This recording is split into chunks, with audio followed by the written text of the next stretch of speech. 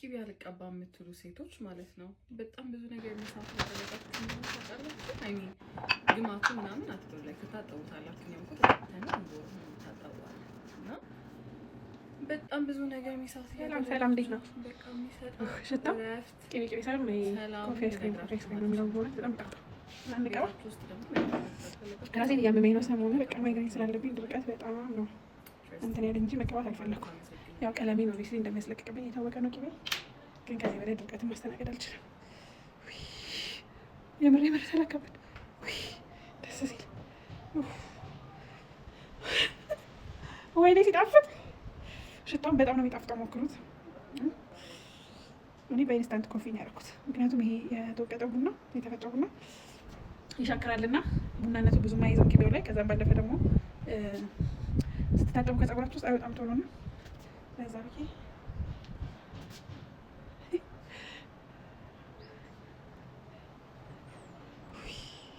አልገባችሁም እንዴት እንዳረከው ደርቅ ያለው በጣም በጣም በጣም በጣም ነው ረሴ የሚያመኝና ድርቀት ካለብኝ በቃ መድኃኒት ያሻል። ደግሞ የአጥንት መድኃኒት ስለምወስድ አብሮ ብቻ ነው የምጾመው። በጾሙ እንዳትሉ የአጥንት መድኃኒት ዲስሪ ስለምወስድ ቅባት ባለው መድኃኒት ነው የምወስደው እና ቅባት ባለው ምግብ ማለት ነው። ስለዚህ ይሄ በጾሙ ተቀባሽ ነው እንዳትሉኝ። አብሮ ግን ግዴታ ጾማለሁ። ደግሞ ለፋሲካ ጾም 2 ወር አቁሜው ስለነበረ ወገቤ ስለሚያመኝ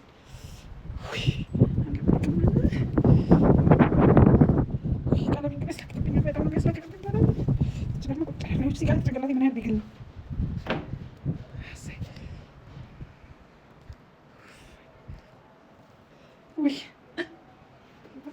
ከዛ ጫፍ ጫፉ ግዴታ መቀባት አለባችሁ። ውስጥ ብቻ ጫፍ ይደርቃል። ቅቤ በባህል ደግሞ ያደርቃል።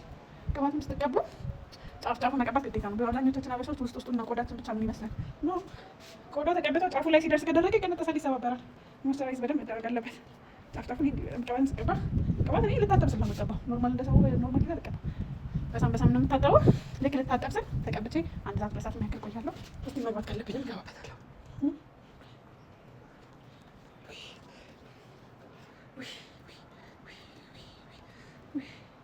የሆነ ተለቀቁ ስሜቱ አልገባችሁ ቅቤ ባለፈው ሳነጠር ይለፍኛል። ደስ ላይ ቀንሽ ስቀምጥ ነበር። ይቀደም ነው ኪነም ከተላከ ምን ያህል ከተለለ ገባችሁ አልገባችሁም?